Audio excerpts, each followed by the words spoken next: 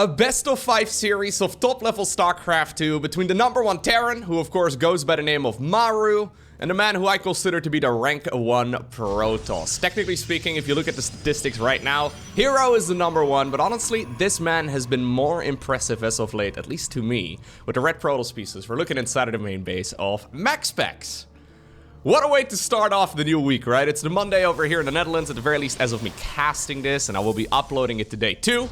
I mean, I'm sure there's gonna be some people watching this maybe in the future, alright? Crazy, I know. If you are watching from the future, hello, hope you're well.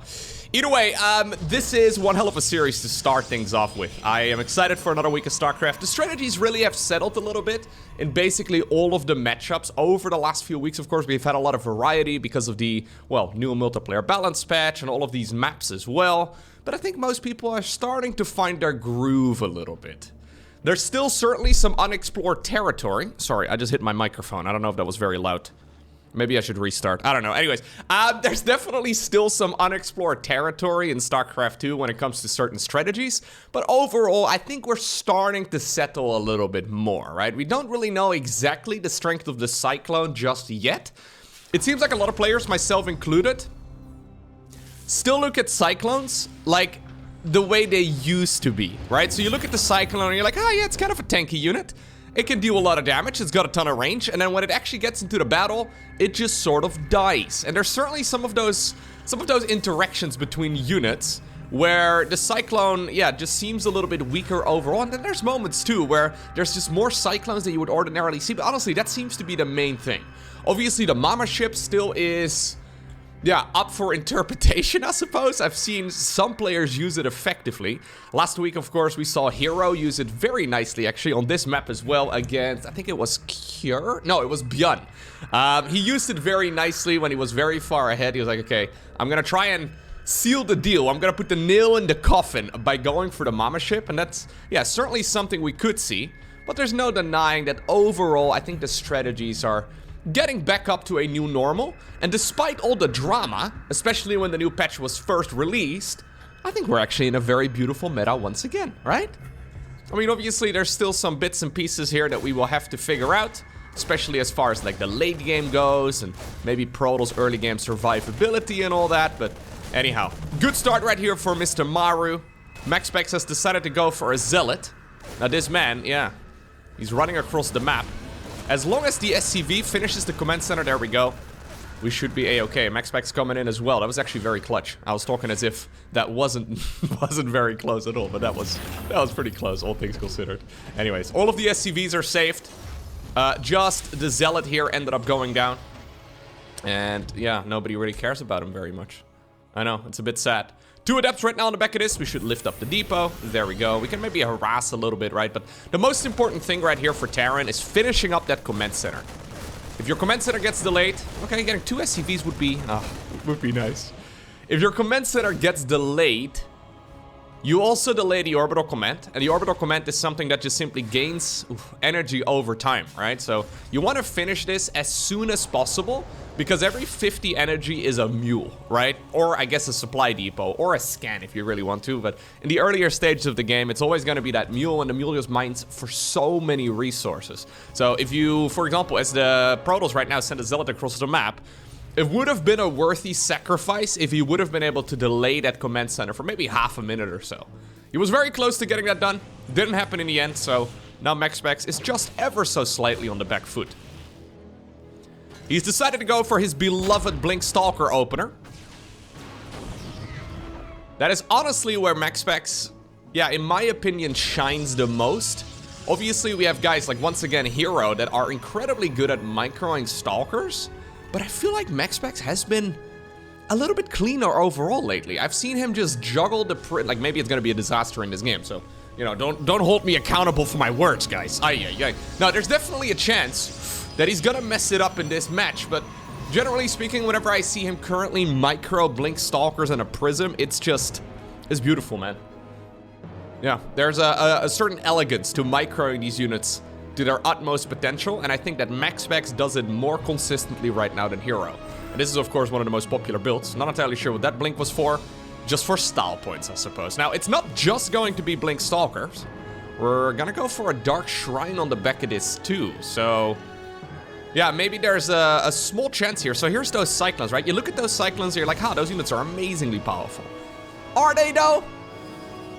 I feel like if 3 Stalkers breathe on them, they die. I'm not entirely sure. Alright, so the idea is that you blink the Stalkers individually, and then the ones that have blink on cooldown, for example, or just can't really use it very effectively, you pick them up inside of the War Prism. Now, preferably what you do is micro that in 2 different angles at once. It is much easier said than done, because these units, while they do have quite a lot of HP, they take a lot of damage from these Terran armies, and it's very easy to accidentally mess it up. You can fit 4 of these units inside of a prism at the same time. Keep in mind, the Dark Shrine at this point is finished. And that's 3 SCVs going down. Okay. Now, that's not quite enough. Yeah, the problem here is that Mr. Terran has just been sitting back here trying to finish up all of these upgrades of his. So +1 infantry is done, Stimpack is done, we're gonna finish up combat shields soon as well. We have concussive shells on the back of this as well, so there is gonna be a Terran counterattack here momentarily. I think this is the first time though, yeah, that our Terran player finds out about all of these units. Luckily for him, he did save up enough energy right there for a second scan, but that is 13 SCVs going down. Not something that, yeah, Maru really expected. And you can see that these Dark Templar can still catch off guard even the top level players in the world. Stalkers here, trying to be as obnoxious as possible. But MaxPax must be prepared right now for the retaliation, right? He made a 3rd Nexus on the back of this. There is going to be a Terran counterattack no matter what. And this is generally the moment where the Terran army is more powerful than the Protoss. The problem is, normally it's just a little bit of pressure. Normally you just try and, yeah, put on a little bit of pressure as you maybe try to secure like a 3rd command center or something along those lines. I think in this particular case, it will almost turn into an all-in. Obviously, if he deals enough damage, he can still, well, micro and macro his way out of this. But I think he's, yeah, I think he's just gonna add on as many units here as he possibly can. Now, one downside, I guess, to all of this aggression here early on is that these medevacs are actually out of energy. I mean, they're gonna regenerate a little bit of it, but... One big downside here, though, for the Protoss is that he does not have the Robo Bay done. So it's gonna just be Stalkers, Zealots with charge very soon, and then, of course, also the +1 ground weapons. But all of those things are not quite finished yet. Well, there's the charge, but we have, like, 4 Zealots. This is where the Dark Templar can still be very handy as well, though. We still have some aggression over here, too. I think that must have been another Dark Templar that got warped in on the other side of the map. One issue right here for Maru is that he only has so much energy on his orbital commands available. So he can only scan so many times. And if he's constantly forced to use one scan here inside of the main base, or he's just constantly forced to, yeah, split up his army over here, he can just not really commit to the all-in very well. And if he doesn't have energy available, okay, well, that's a big win right there from Terran. But if he doesn't have enough energy available, he can't really get a reliable counter against those... What do we call them? Dark Templar sprinkles? Right? We just sprinkle in 1 Dark Templar at a time. Terran's forced to scan. You sprinkle in another one. Terran's forced to scan. And then by the time they're finally ready to go for an all-out assault on the other side of the map, they just do not have enough detection available. This is still just 2 command centers. There is no Raven, no mobile detection whatsoever. Okay. I think this is clever right here for Maru. He's going to try and put all of his eggs in one basket and go for one final assault. Now, there was a 4th Nexus here previously. That is not what MaxPax needs. All he needs to do is hold this particular attack, but this is a very scary Terran army. Maru right now moving up towards the high ground. There is a Colossus available, but it does not have extended thermal lance. Zealots over here, okay. Take quite a few of the hits right there from those Widow Mines, but the majority of the Zealots are still alive. We do have a shield battery over here as well.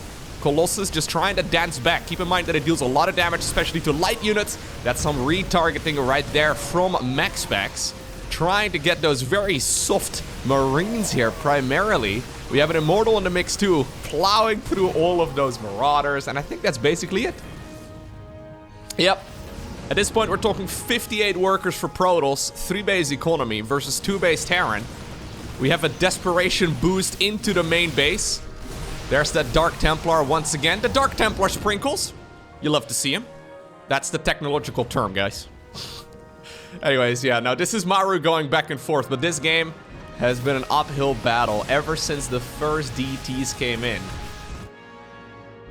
MaxPax actually had his camera vision over here on the other side for a moment. I'm not exactly sure. Maybe... Oh, he was sending in another Dark Templar that he warped in at home. I see.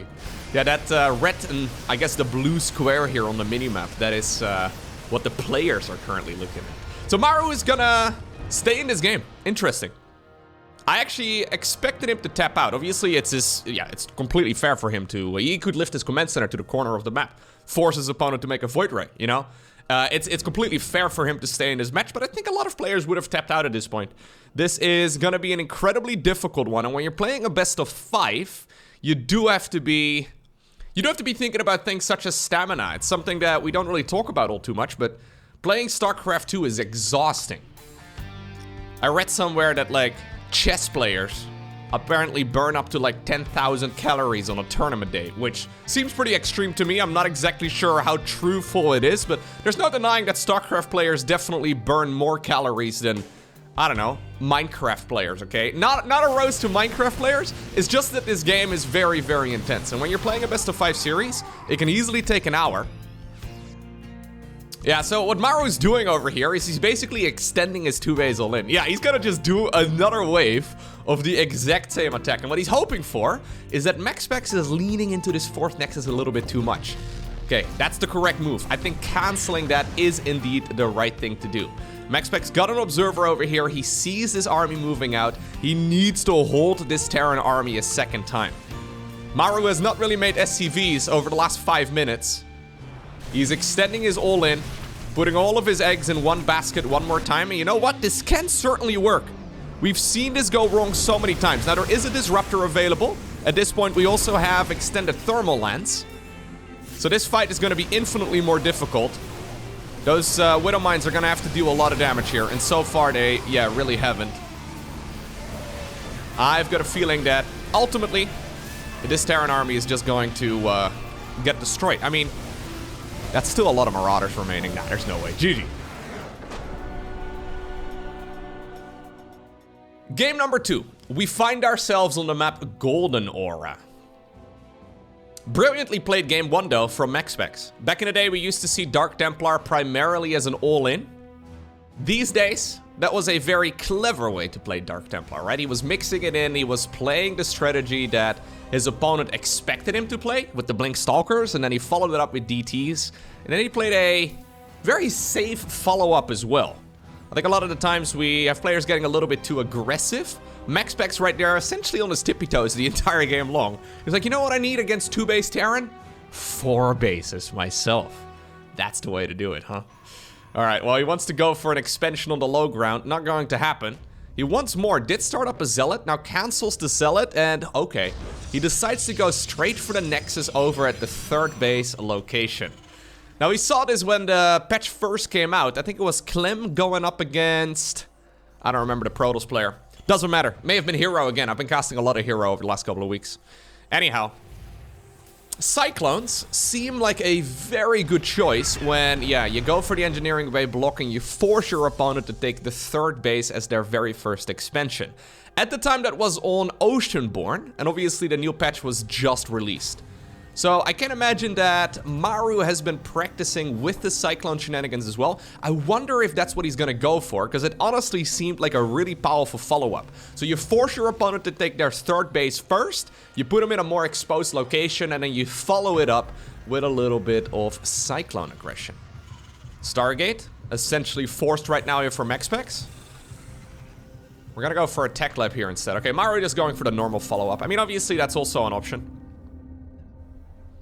Stargate is certainly a good choice. I wonder if he wants to go Phoenixes with these sort of openers.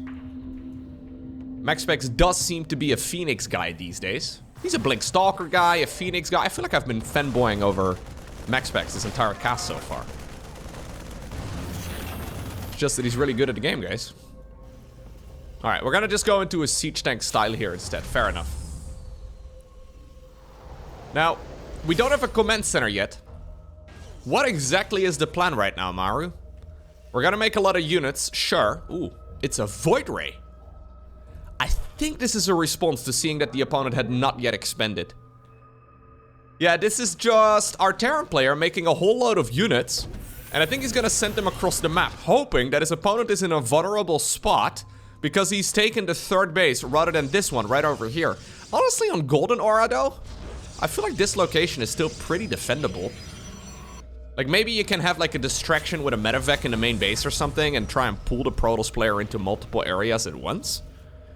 But Void Rays are really strong when it comes to defending. Yeah, early game silliness like this, you know? Like this is, generally speaking, considered to be quite a weak unit. I think a lot of people would put it in like C tier, maybe B tier. Especially at this level of play. I mean, it gets better the lower up on the StarCraft ladder you go. But there are scenarios where the Void Ray is really powerful. Now, this continued scouting here from MaxPax is really good. He sees that the opponent has gone for a very delayed expansion. So at this point, MaxPax must have a bigger economy here. So we're playing the exact same game as we did previously. Protoss just does not want to take any silly bits of damage here. All he wants to do is just defend against whatever the Terran players got prepared for him and, well, maybe shut it down. Yeah, lean into that economy. Ultimately, with more money coming in over time, you do end up with a lot more stuff as well. And oftentimes, stuff is the thing that really wins games. It can be very easy. I see this actually, especially from newer StarCraft players. They get very caught up in unit compositions, but unit compositions really don't matter that much most of the time. More stuff pretty much always beats less stuff. Now maybe this Widow Mine drop though can get something done. He was very close actually to killing all of this. Yeah. 7 probes. If he gets the medevac as well, that would be massive. 7 probes and a lot of lost mining time. Yeah, in total 8 probes. One of them must have been the scouting worker or something along those lines, but even though this looks quite good for the Terran, right? Whenever you blow up a whole lot of units like that, okay, maybe this Widow Mine group can get some more work done. Yeah, that is a lot of probes going down, but these probes did not go down for free, right? I mean, these over here, maybe. That's mostly because the Void Rays have decided to go on the offense instead. Yeah, these units don't mess around, man. It's funny because Terrans don't normally see them, and now we get that. Okay, this is gonna be one of those interactions we rarely see. Cyclones versus Void Rays. Unexplored territory. How in the world does that really work out? I'm inclined to imagine that this is actually pretty darn good for the Protoss. Maru going for a 3rd CC on location? Are you kidding me, Maru? If MaxPax sniffs this out, that's gotta be a mistake, no? If MaxPax sniffs this out, he's gonna just attack you. Okay. So that's 4 Cyclones. In the previous multiplayer balance patch, they would certainly win against Void Rays. 3 Void Rays against 4 Cyclones. I think it's, yeah, heavily in favor even. Heavily in favor right here of the Voids. That's so funny. In the past, that would never have happened. Bzzzt, bzzzt, bzzzt, bzzzt, bzzzt. I'ma shoot my laser. There it is, GG. Okay, game number 3. We find ourselves on the map Oceanborn, and MaxPax is now leading this series 2-0. And that means that this is going to be match point for him already. Can Maru win 3 games in a row? Honestly, if he plays like he did in game number 2, not likely. I think game number 1 he played really well. Strategically, at the very least, everything he was doing made a lot of sense. He just simply took too much damage from the Dark Templar, and MaxPax was a little bit too good. Game number 2, however, I didn't really like that much for him. The fact that he decided to start up a 3rd command center on location? I think it means that Maru just simply hasn't played with the new Cyclone that much. You can say many things about MaxPax, but MaxPax certainly is a player who plays a ton of StarCraft. He's online basically all day, every day, and he grinds a ton of games.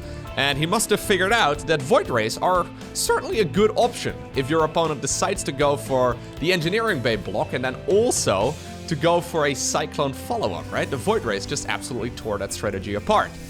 And I think that may have been the very first time that Maru encountered Void Rays after the Engineering Bay block, and yeah, he just simply wasn't entirely sure how to deal with them. I think he saw his Cyclone army and he looked at it, he's like, yo, this is a scary force, I'm gonna absolutely destroy those laser dudes, and it turns out the laser dudes are quite a bit better now against the new version of the Cyclone, which, yeah, is a very interesting change. I mean, I always like Void Rays. Okay, I've got a love-hate relationship with Void Rays, okay? I think Void Rays are cool because of the fact that they shoot lasers and they're a nice Protoss capital ship. However, I remember the Void Ray meta where literally every single Protoss player would go double Stargate Void Ray. Remember a couple of years ago? I have seen my fair share of Void Ray openers, okay? For like 2 years, that was the go-to build, and I've grown a little allergic to the unit, I suppose, but generally speaking these days, yeah, we don't see the Void Ray nearly as often anymore, and maybe this is a way for the unit to make its way back into the meta. MaxPax trying to hide a probe over here, but that's not going to happen. Now, before this game gets any further underway, I wanted to take a moment to give a quick shout out to the Patreon supporters. Thank you guys very much for directly supporting the channel. If you're interested in some of the perks, maybe you're interested in signing up, you can go ahead and do so at patreon.com/LowkoTV. There's a link down below in the description of this video. I mean, completely optional, of course, you certainly don't have to, but it is much appreciated. As you may have already noticed, if you've been watching my channel for some time, I rarely take video sponsors. Not because I don't get any opportunities, trust me, my inbox is full of all kinds of terrible mobile games that ask if I, you know... Okay, I don't want to start roasting mobile games, because there are definitely some cool ones out there, but I certainly get plenty of companies reaching out. I just... yeah, can be very picky with the things I do decide to promote on the channel because of the Patreon supporters. So big shout out to the patrons. Appreciate you guys. And yeah, if you're interested, link is down below, but you certainly do not have to. Anyways, game number 3. Let's see. So it's going to be a Stargate opener right here from MaxPax. This time around, rather than going Void Rays, we're going to be going into Phoenixes. So game 1, MaxPax decided to go Blink together with Dark Templar. Game number 2, he decided to go for a Void Ray response against his opponent's opener, and he doubled down on the Void Rays. Game number 3, he decides to play Phoenixes. MaxPax really is the real deal, guys. I mean... oh, this is nice. I mean... sorry, I was just gonna give MaxPax a massive compliment, and then that happens. You know, whenever... he's been playing this game at a high level for several years at this point, right? He's very good. I think we are all familiar. But generally, at least in the past, whenever a new player would come up, they would be... I don't want to be mean, but they would almost always be one-trick ponies, right? They would go for the same strategy over and over and over again. And MaxPax originally had that too. So originally, he went for a lot of cheese, and then he went for a lot of Blink Stalker openers, right? And it's hard to contribute the title of greatest of all time when somebody plays the same strategy just better than everybody else. But MaxPax, he's been getting better over the course of the last couple of years, and he now plays different strategies almost every single game. Not necessarily depending on the maps or the opponent, but just whatever he thinks is better at that particular moment in the series. So I really like what he's been doing here. I don't really know exactly... yeah, how comfortable he feels with these different builds, because I can imagine his go-to is still certainly Blink Stalker, but right now he's got a little bit of wiggle room, right? Anyways, losing that first Phoenix, though, does suck. It's gonna be difficult to take a third base here with all of these Terran units at his front door, so... for now, we're gonna have to do the dance. Nice targeting right there with that Stalker. Backing up to the safety of the backup shield battery there, too. Look at this. This was clean. I mean, that one Phoenix ended up going down to 2 of those Widow Mines that were hiding out of the line of sight. We've got a Liberator over here getting quite a bit of damage in. 6 probes is actually a little bit more than I think it should have had, but this is still, all things considered, not really that bad of a start for Protoss whatsoever. His worker count is nothing to write home about. Once again, by the way, we do have a really quick third command center here for Maru, and this time around, I do believe it will finish.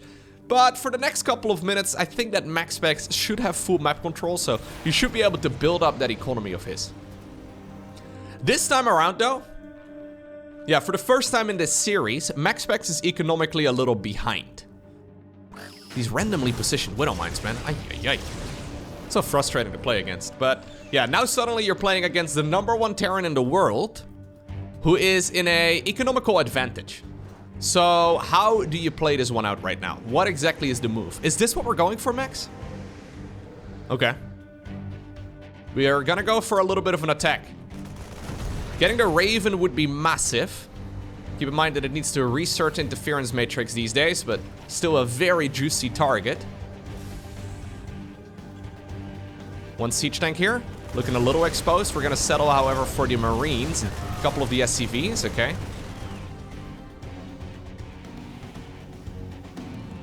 Are we going to push this? I was going to say, I don't think you can. Yeah, MaxPax was thinking about it, but instead of committing there, he decides to... This is a proper high-level move. He decides to back off. It's very easy to get married to your own attacks. And to assume that you have to commit every single time. You sometimes do want to commit, but it's not necessarily always the best case. Okay, now with the Colossus joining in though, we may have a better shot. Okay, there we go. We're deciding to clump up all of the Phoenixes right there to lift this up. In the end, I mean, yeah, nothing really has died yet. Protoss darting in, getting a bit of damage in, but then backing off once again. Okay. Nah, this base is well secured. I don't think there's really a whole lot here that MaxPax can do about it. The siege tank numbers are slowly growing, and I like this position here from Maru a whole lot better. All right, so we have 1-1. We have Stimpack, we have got combat shields, all of it is coming up. These upgrades, while they are not all in sync, many of them will finish up in about a minute or so from now, and that is gonna be a moment where Maru can think about going for a push. He honestly doesn't need to. Yeah, he's gonna go for the Ghost Academy right now. Just transitioning towards, well, more economy and higher tier units can oftentimes be the right call as well.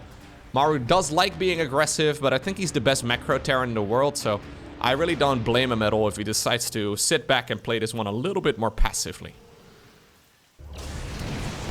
Alright, Stimpack finished up already. The other upgrades within seconds of one another.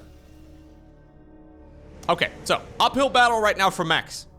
How in the world are we gonna try and catch up here? What are the ways that Protoss can fight this? Because generally speaking, I think this is where a lot of Protoss players are very uncomfortable.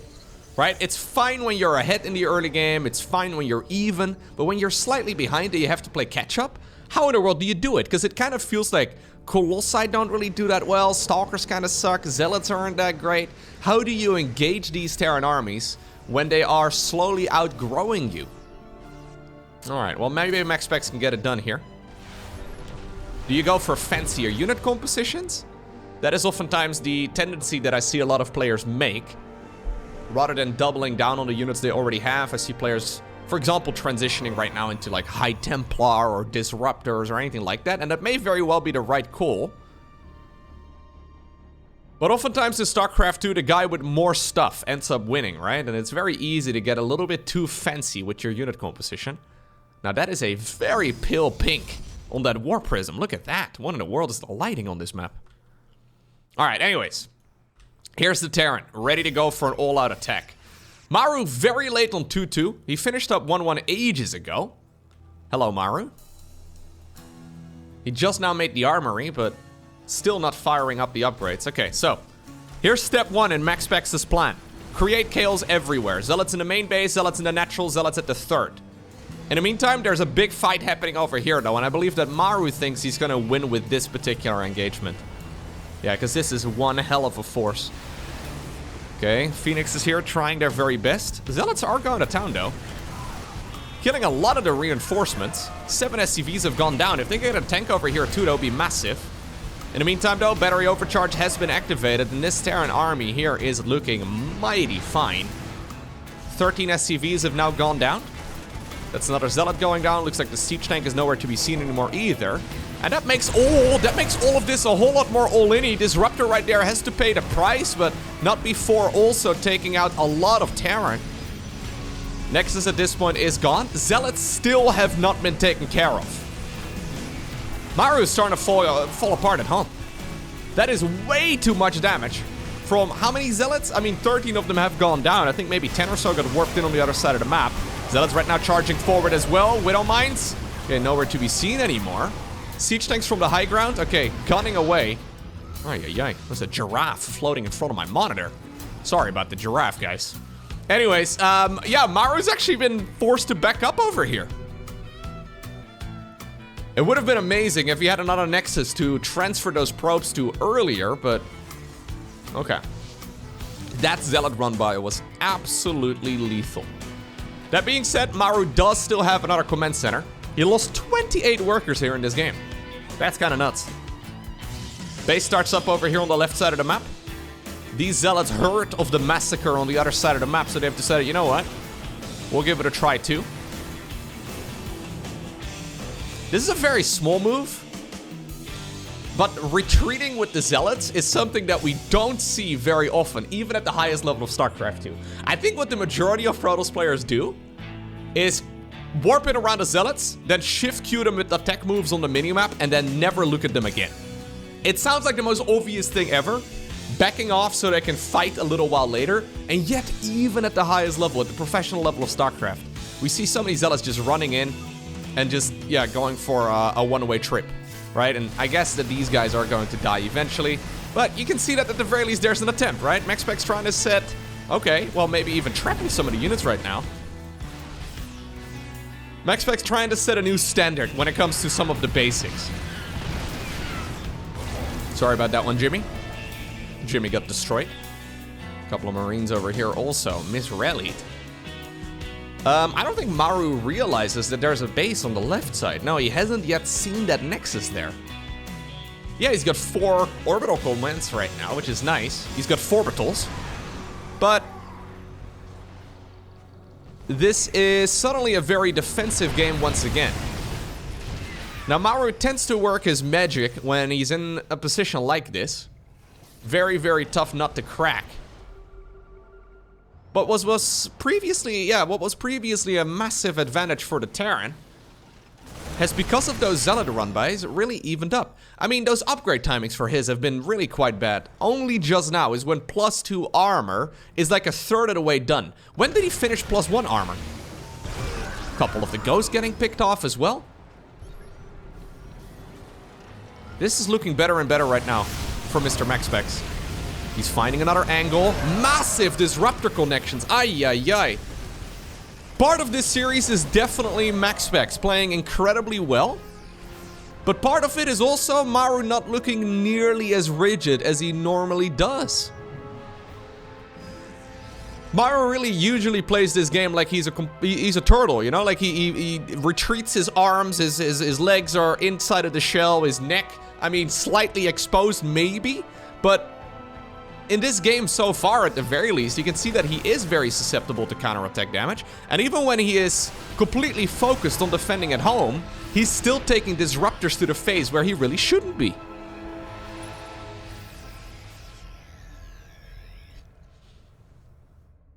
I don't know if I'm right, and I may be completely wrong here, but especially after that previous game, game number 2 of this series, I think Maru may not have just practiced very much lately. There's another giraffe. 2 giraffes. Ay, ay, ay. No, that Cyclone situation with building a 3rd CC on location really threw me off a little bit there. He did not seem to be aware of the way that the Void Ray would work against the Cyclone. And there's just a little bit of sloppiness. Not just in this particular series, but also in the games that we saw him playing against Scarlet. Maybe Maru having a bad couple of days. That's obviously an option. Or maybe he just hasn't been practicing as much lately. But this is not quite the Maru that we are used to. Okay.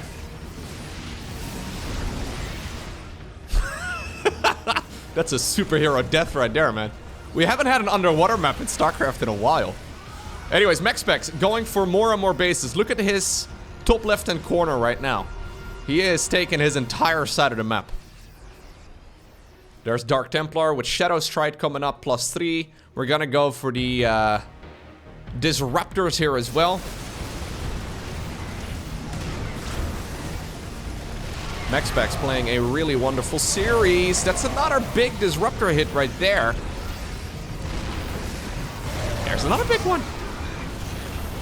That is way more damage than we ordinarily would expect, and a lot of it is due to the fact that there's chaos everywhere.